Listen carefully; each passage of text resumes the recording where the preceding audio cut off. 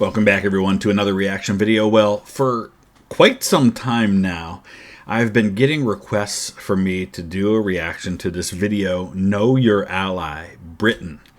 And I didn't know anything about it or what channel it was from. It turns out it's on the National Archives site, and it's actually, I guess you'd call it a propaganda or an informative film that was made back during the Second World War to help Americans understand the background for the war, the British, since so many hundreds of thousands of Americans were going to be spending significant time in the UK, understanding the people that they were going to be a part of. I know there was a booklet that was given out, and I just kind of typed in a search, and I saw that apparently a lot of channels have done reactions to this video, so it's apparently a pretty popular one to do reactions to. But I've noticed a lot of people have like an hour-long reaction, which means that maybe they added 15 minutes or so to it.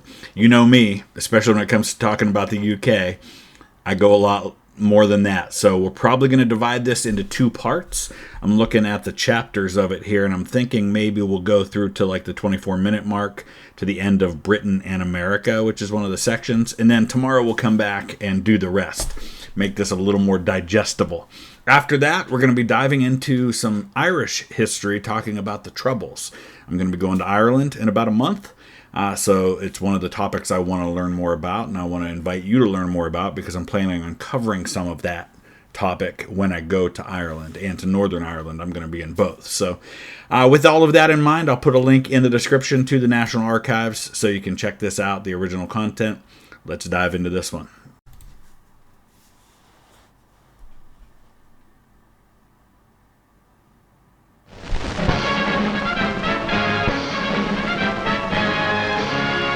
Know Your Ally, Britain.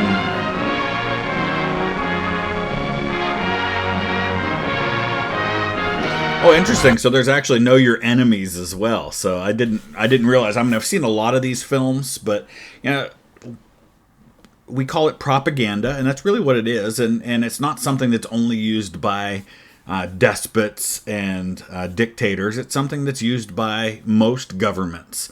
And a big part of the U.S. government's role in the Second World War was information, and not only what you're passing on to your own people, but what you're communicating to your enemies as well, and every side did that.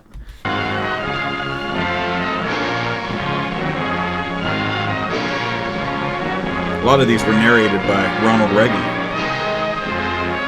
who was in the Army.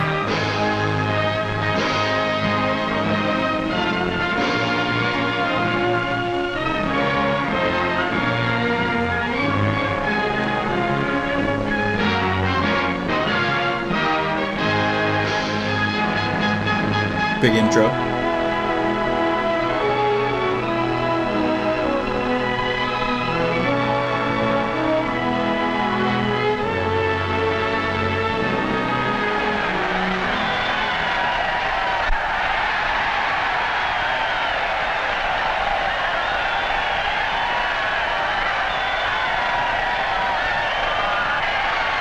Starting out with American football.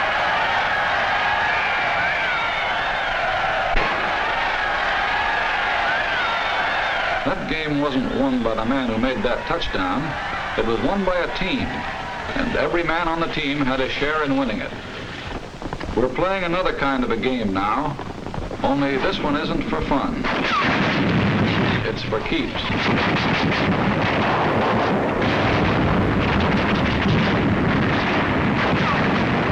And this game won't be won by any single player either. It'll be won by a team. A team called the United Nations. The ball will be carried by the men in the backfield. The tough little guy from China, Big Joe Russia, John Britain, and a guy called Yank. The four... Oh, so we start out a video, a film about Know Your Allies by making what would have been an offensive sign in that allies country. In the United States, this isn't offensive, but it is in Britain. Greatest backs in the world. So let's take a look at the men who carry the ball with us. Who are they? How do they live? What makes them tick? Let's start with the one that's toughest to understand. The one we know just enough about to confuse us. John Britain. Here's where he lives. a little island no larger than the state of Idaho. Yeah. 500,000 people live in Idaho. 96 times that many live in Britain. The Nazis and the Japs scream about Lebensraum, living space. But there are more people on a square mile of Britain than a square mile of Germany or Italy or Japan. That's a great point they make. They make a big deal. I love how they contrasted that, saying, well, the Germans are all about needing more space, but the British are kind of crunched in there more than the Germans are. And even today, that's the case. I mean, if you look at the per square mile amount of people that live in that area, I mean, the UK has a population, I think it's more than California, but it's stuffed into an area the size of Idaho. So it gives you a little bit of an insight into just, because a lot of people talk about the nature of transportation in the UK versus here and how we all have cars, but a lot of people use public transportation there. Well, when you're that close together and everybody's crowded in, it makes a lot more sense. More congestion than practically any place on earth except the New York subway or a sardine can. And that's a clue that explains a lot about John Britton. We build front porches on our houses because we didn't want to miss the chance to see our neighbors. But John Britton hides himself in a little box and plants a hedge around that to make sure he doesn't. I see no problem with that. Living that close to neighbors, privacy is part of the pursuit of happiness. And in the I love that they're doing that because they're helping them to understand. Listen, there are fundamental differences to how different cultures and different peoples interact with each other. And you shouldn't go to the UK and, for example, Americans are much more about making small talk, like you're sitting on a plane and you start talking to the person next to you, sitting on the subway, start talking to the person in front of you.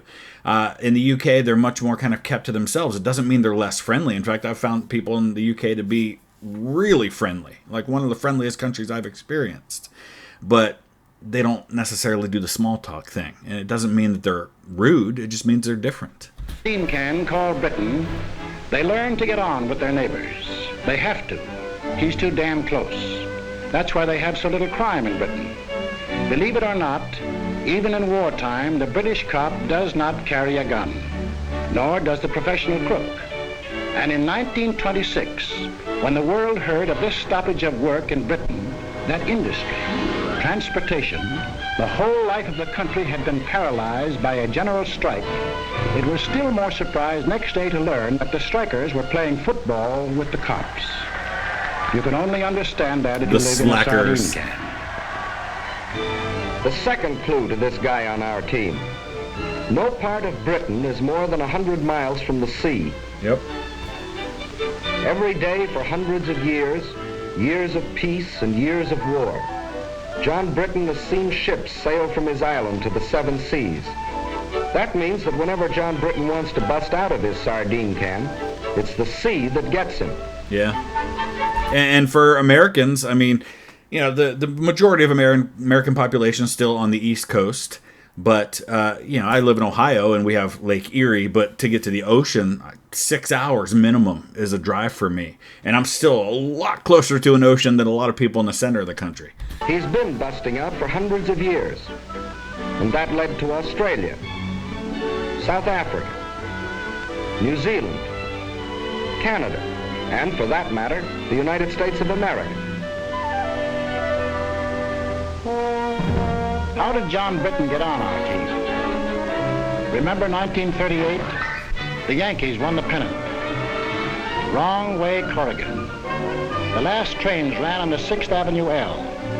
Well, John Britton got excited about the same sort of things. The bet he had on the Derby, or, as he would say, the Derby. The Derby, yeah. D-E-R-B-Y, Derby. And they also use that word in the UK to refer to a rivalry game. So Ohio State and Michigan would be like a derby, right? That's a term they use typically in football. His kids, getting his exercise on his day off. Preston North End taking the football cup.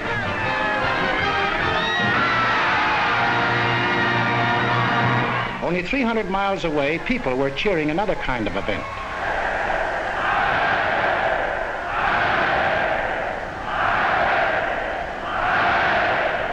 Anschluss. And in London and every other British city and town, they read about what was going on in Europe, and they got sore about it. But they were also pretty well determined to keep it none of their business. Then... Yeah, and why would they keep it none of their business? Well, remember that the people who are now in their 30s and 40s at this point are the people who had to fight the First World War. It was, absolutely devastating to the British people. I mean, you're talking over 1 million dead. And so there was not a family, there was not a town in Britain that was not impacted deeply by that war. And nobody was in a hurry to have it happen again. This looked bad. The Czechs had a mutual assistance pact with France, and France had one with Britain. This might mean war. And again, why would this matter? Because that's what got the British into the First World War. It was the British had a defensive pact with Belgium. And when Germany invaded Belgium, to get through Belgium to get at France, that brought the British into the war. And so seeing the same system of alliances potentially unfolding has everybody pretty nervous. And so the last thing people want is to dive into another one of these wars, knowing that with advances in technology, it's going to be even more devastating. So it makes sense that there was a concerted effort to try and appease the Germans, especially because the British didn't feel prepared for another war yet. Even though everyone was anxious to avoid it. They'd been through one war, perhaps been wounded. Hundreds of thousands of their brothers and friends had been killed. Yep. There was nothing beautiful to them about war, and they had no desire for another. Neville Chamberlain. Effort to preserve peace, the Prime So Neville Chamberlain is the Prime Minister in the UK. He's from Birmingham, second largest city in the UK, and is going to do everything he can. And, a lot of people kind of make fun of him and say that he was just appeasing, but that's really easy to say in hindsight. At the time, understanding all the things we just talked about, it made sense to try and find a peaceful solution. Today flew to Munich. All was well. Britain, France, Italy, and Germany were signing a pact at Munich. A pact in which the Germans agreed they had no further territorial claims to make. So there you've got Hitler, you've got Mussolini, you have Goering right there, you've got Neville Chamberlain. Was to be peace in our time. But it turned out to be a strange sort of peace. Barely His lasted. first move was to break the pact he had signed. What to this day amazes me about that is how quickly the Germans violated it. Like, they didn't even wait a year or two. And then, of course, they do the same thing with the Soviets when they violate the Molotov-Ribbentrop Pact. And so, again, in hindsight, as we're talking about, this recent video that we did talking about Churchill being the main villain of World War II and that ridiculousness, the idea that somehow the Germans could be trusted to keep any agreement that they made in light of those things. Wishful thinking was ended. Now they knew something had to be done about Germany. They approved the Conscription Act, the first peacetime conscription in British history, just as the Selective Service Act was the first in American history. And this was a big deal because for most of British history, it had always been a small volunteer army. That, of course, changed with what they called Kitchener's New Army in World War I, where, first they start with mass volunteers, but then, of course, they go to conscription after that because all of their enemies were doing conscription. U.S. had conscription all the way back in the Civil War, and so they bring it back again. And for most of the first half of actually even beyond the first half of the 20th century, there's conscription for a good bit of it in the States.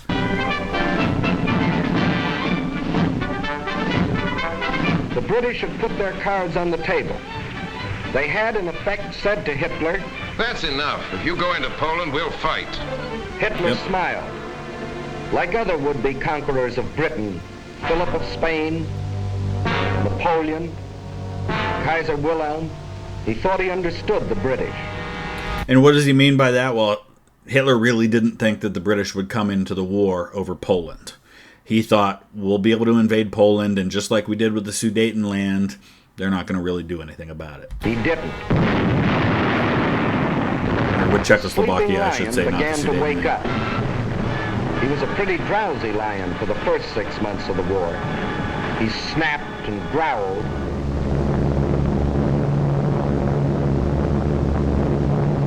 But he dropped more leaflets than bombs. He hoped that common sense would return to the German people and that they would throw out Hitler and the German warlords.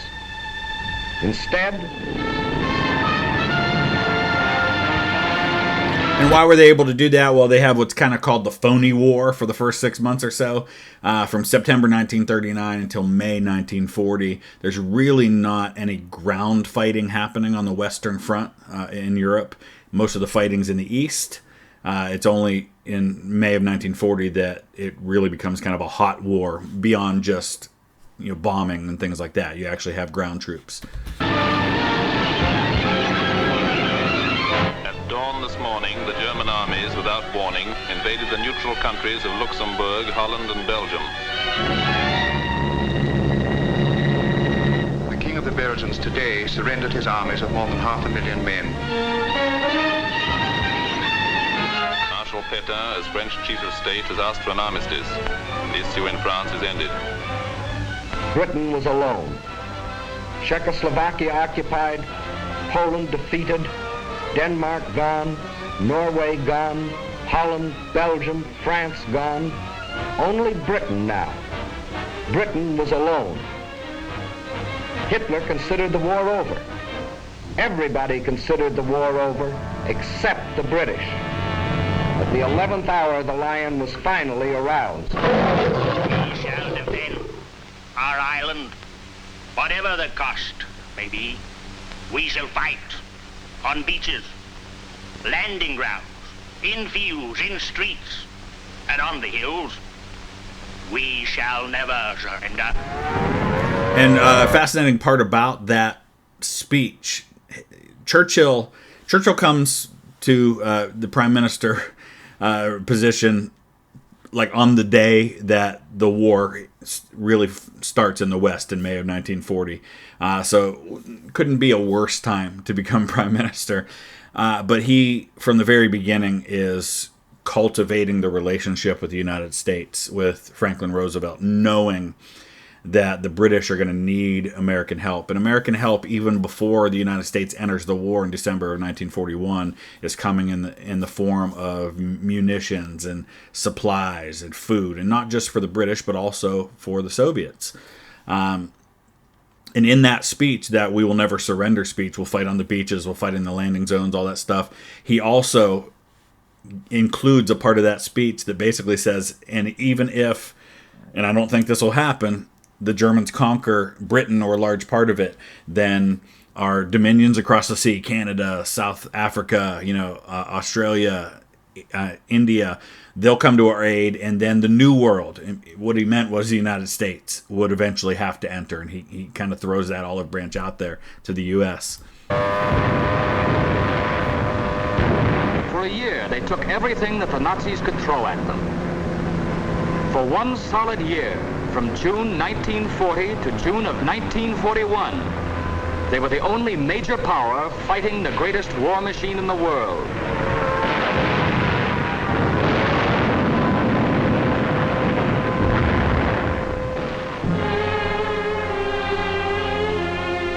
They took body blow after body blow. Solid punches before they even had their guard up. Yep. All they did was take it on the chin and hang on to the ropes. They never went down. This is all so important in helping Americans understand who this ally is. Understand that when we enter the war in December 1941, that before American troops even show up in the European theater, which is in mid-1942, it's late 42 before we're even fighting on the ground there. And that's in Africa. That the British have been at this for 3 years by the time American troops start fighting in Africa. So understand that they're going to have a different mindset about this war than we do. And while they buried their dead, they prepared grimly and defiantly for the day when they could strike back. There were no victories to cheer them on, just defeat after defeat.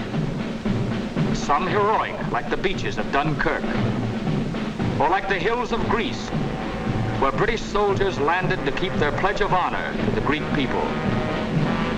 Landed knowing they were facing overwhelming odds. But some less glorious. Hong Kong and Singapore and Burma. But through all these long months, the British people were thinking and planning and working only for the day when they themselves could take the offensive. And that day came.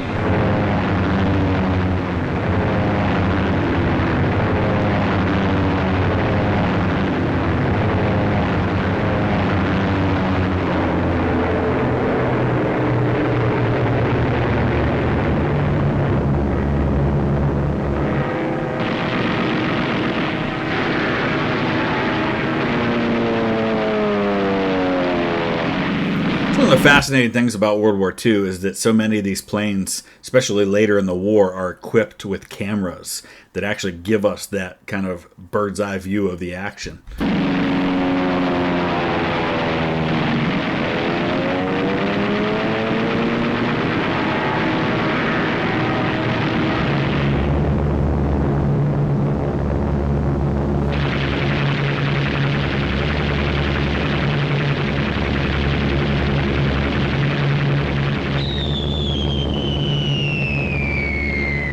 British that made the Germans realize that war could be brought to German soil too. Day after day, night after night.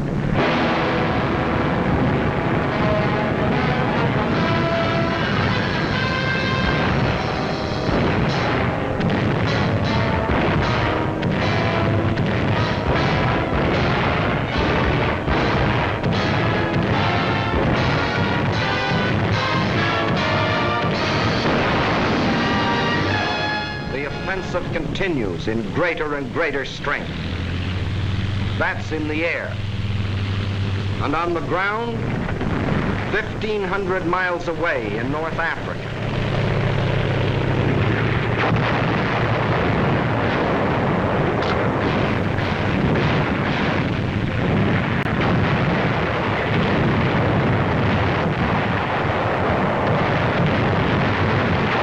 Incredible footage.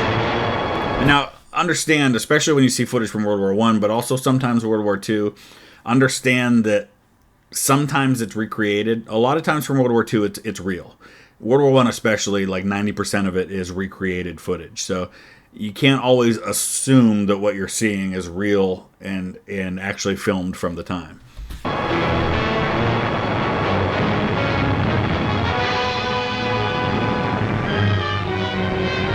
Alamein.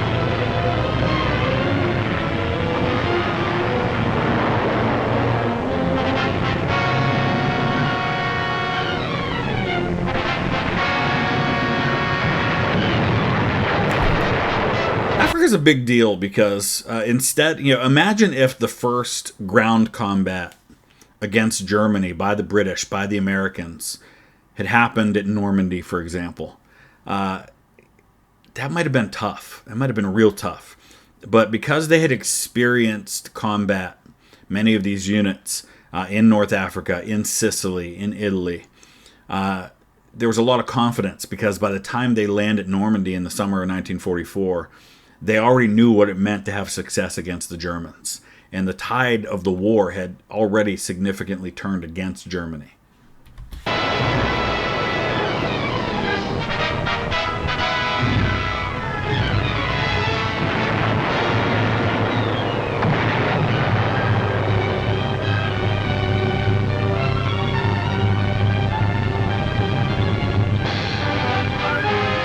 Benghazi.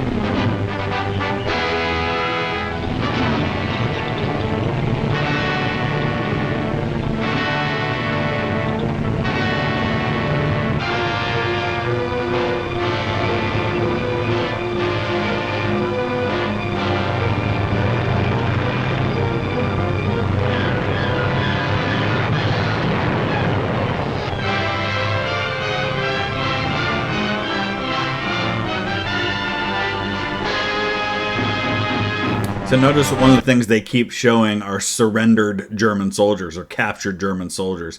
There's a very specific mental picture that's being created in the minds of the people who are watching this. Look at what the British have done. Look at how they've defeated huge numbers of German troops. This is your ally.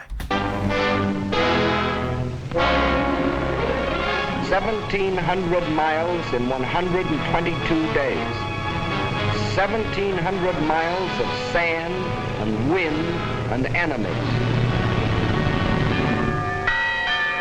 Once more, the people of Britain heard their church bells ring.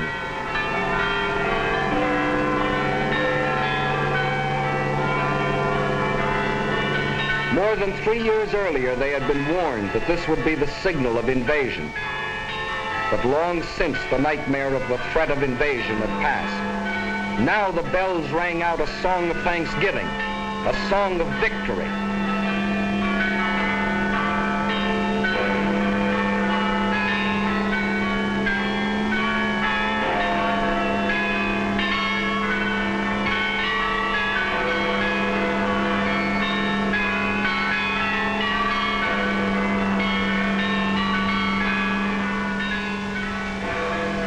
Now there's the plain and simple truth about Britain. But the fellow that calls the signals on the Axis team knows his only chance of winning is to split our team up. So his team plays a game at which they've had a lot of practice. A game which has conquered half a dozen countries for them. A game called Divide and Conquer. Men like these tell the British we aren't taking the war seriously. And this is actually a strategy that the Germans also employed in World War I, which was, we can't defeat all these enemies, so we need to defeat one or two of them, or at least get them negotiated out of the war, so that we could, because the Germans felt, if it's one-on-one against any one of these countries, we can win. We just can't take on all of them. We can't, for example, in World War I, take on the Soviet Union, or take on the Russians and the French and the British all at one time. So we need to knock them out of the war, knock somebody out of the war. And in this case, they know that once the United States comes into the war, well, we need to try and keep them divided, keep them fighting against each other and not against us, and not actively fighting, but just not on the same side. They tell the Russians we are letting them down. Yeah. They tell the British the Russians will sell them out. And they tell us, it is manifestly ridiculous for the warmonger Roosevelt to tell the American people that they have anything in common with the British. On the contrary, they are different in every respect. Well, there are differences, that's true. For instance, we drive on the right side of the road. But in Britain... You are in Britain. Drive left. We go for baseball.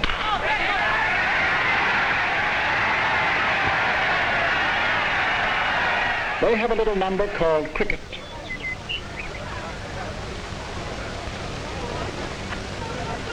The Americans like falling asleep. That's how most people feel about baseball these days. Very well played, sir. And anyone awesome. Who ever drank coffee over there knows why there'll always be an England. Is your coffee all right, sir?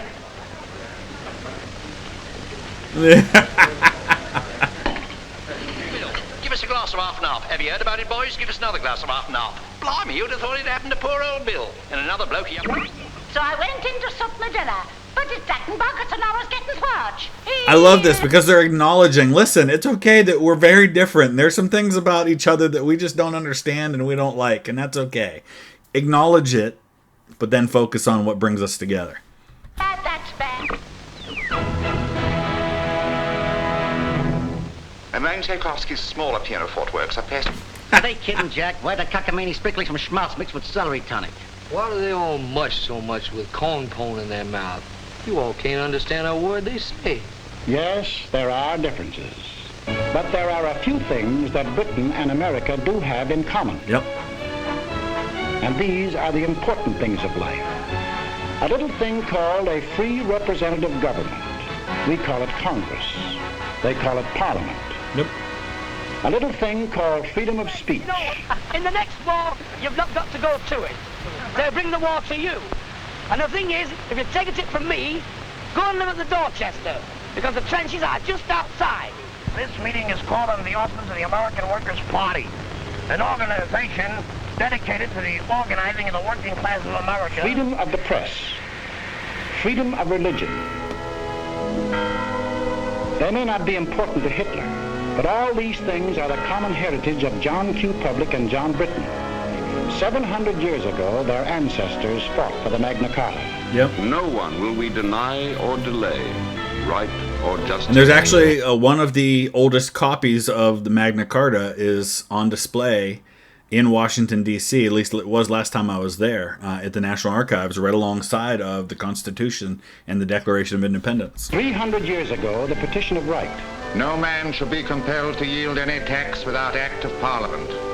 These principles came to our own country with the earliest settlers, and from them developed. Congress shall make no laws respecting an establishment of religion, or prohibiting the free exercise thereof, or abridging the freedom of speech, or of the press, or the right of the people peaceably to assemble.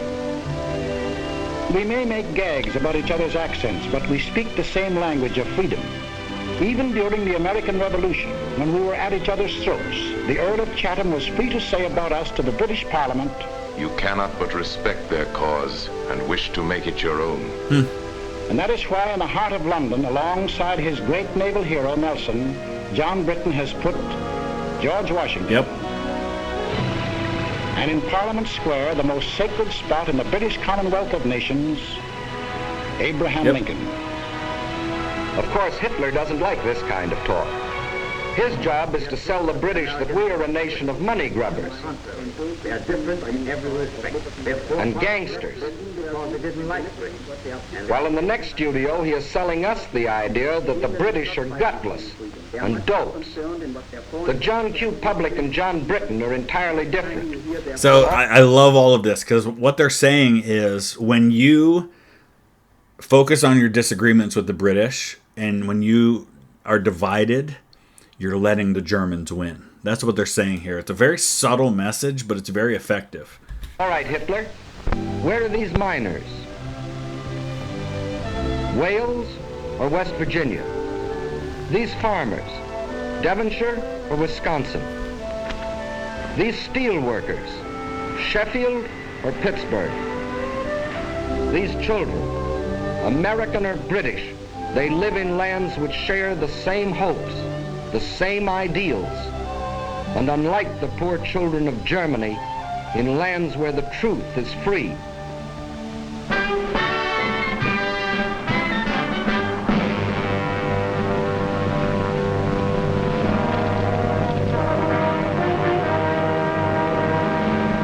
But let's not kid ourselves. Britain is not the United States, and the United States is not Britain. And that's okay. For instance, we don't go in for this kind of thing. They do. But there's no mystery about that. Remember our grandmother's house?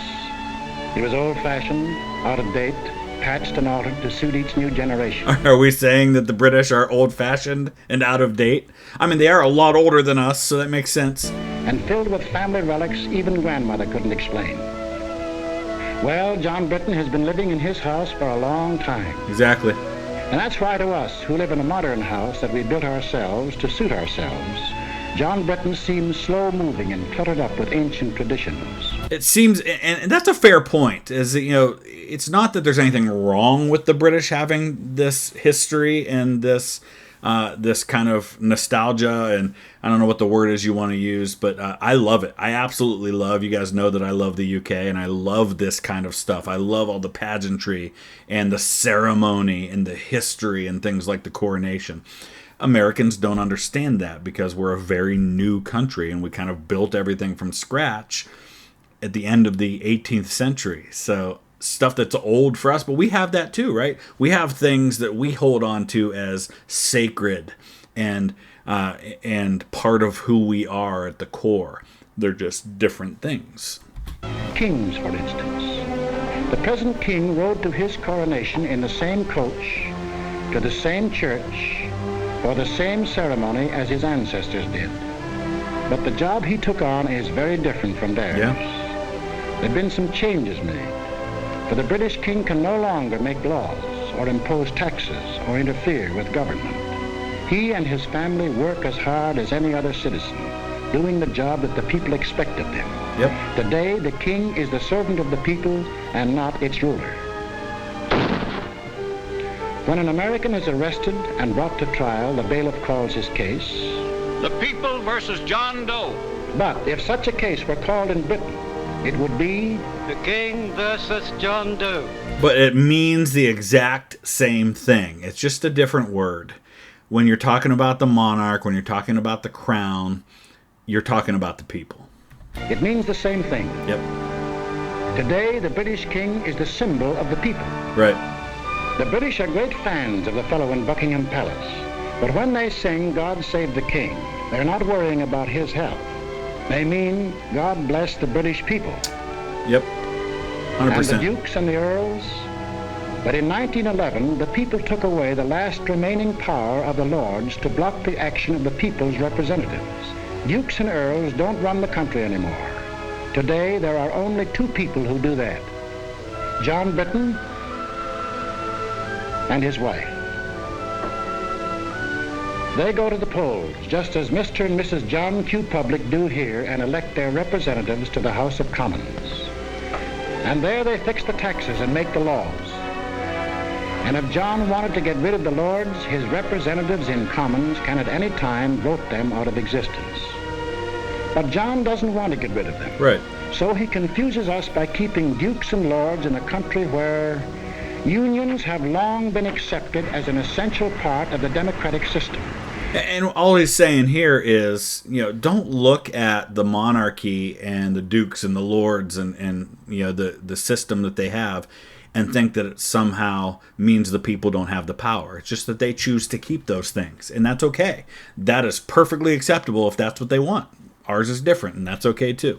Where the Labor Party, controlled by the unions, is one of the two great political parties. Where longshoremen and railroad engineers have been ministers of the Crown, and where for 30 years he has had a system of Social Security even more extensive than our own. So when you read about Lord Louis Mountbatten or Lord Beaverbrook, former head of aircraft production, don't think they got their jobs because of their titles. In Louis Mountbatten, that was the uncle to the current king. And he was actually the one that was killed by a bombing by the IRA, I think back in the 70s. They got them because they were the best men for the jobs. Just as Ernest Bevin, formerly a labor leader and now member of the War Cabinet, Herbert Morrison, who started life as an errand boy and is now Minister of Home Security, got their important jobs because they were the best men for them. With the things on the surface, the unimportant things, their John Britton and our John Q. Public differ. But the important part of their lives, they run the same way. The democratic way. The free way. All right, we're going to wrap it up right there. We're a little over halfway into this. It's been really fascinating to watch. We talk about lenses through which to view history, and watching how people portrayed events that were happening in the 1940s. Now watching them, 80 years later is a fascinating way to look at history and to understand it and to talk about it. So let me know your thoughts about all of that. We'll come back with part 2 tomorrow. Then we're going to be diving into some history of the Troubles in Ireland after that. And I'm really interested to see what else we can learn. So thanks for watching. We'll see you again soon.